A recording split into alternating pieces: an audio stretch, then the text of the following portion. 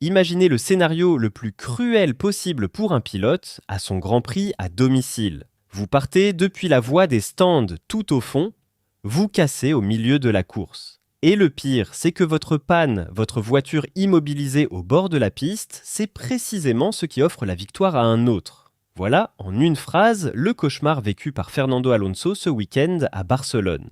Tout a commencé par des qualifications catastrophiques. Alonso a fini bon dernier, 22e, à plus de 4 secondes de la pole. Et pour la première fois depuis 42 Grands Prix, il s'est même fait battre par son propre coéquipier.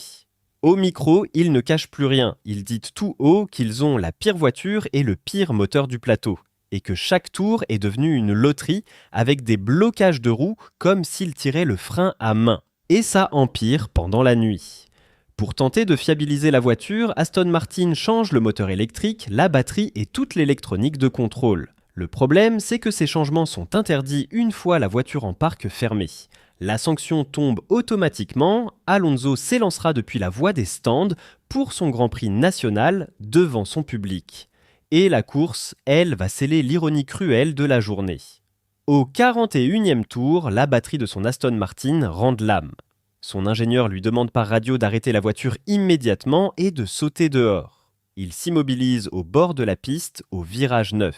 Et c'est là que tout se joue, parce que cette voiture arrêtée déclenche une neutralisation de la course. Ferrari en profite aussitôt pour faire rentrer Hamilton au stand, un arrêt quasiment gratuit, et c'est ce qui lui donne la tête, puis au final, sa première victoire en Ferrari.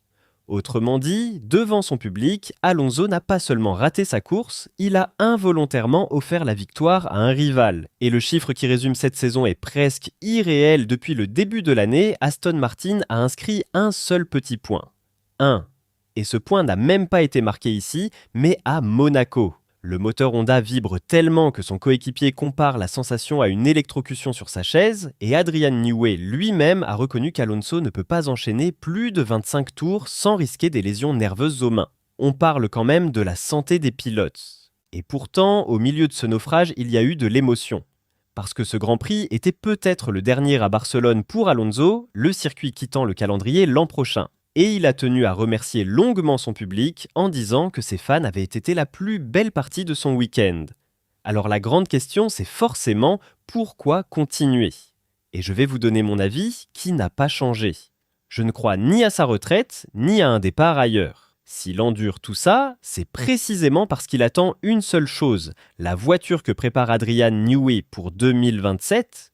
Le fond qu'il touche aujourd'hui, ce n'est pas une raison de partir, c'est le prix qu'il accepte de payer pour son dernier vrai baroud d'honneur. Et si vous aimez quand on prend le temps de raconter le dessous des choses, pensez au like et à l'abonnement, ça aide vraiment la chaîne à grandir.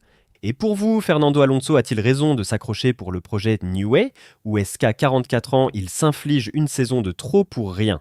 Dites-moi tout en commentaire.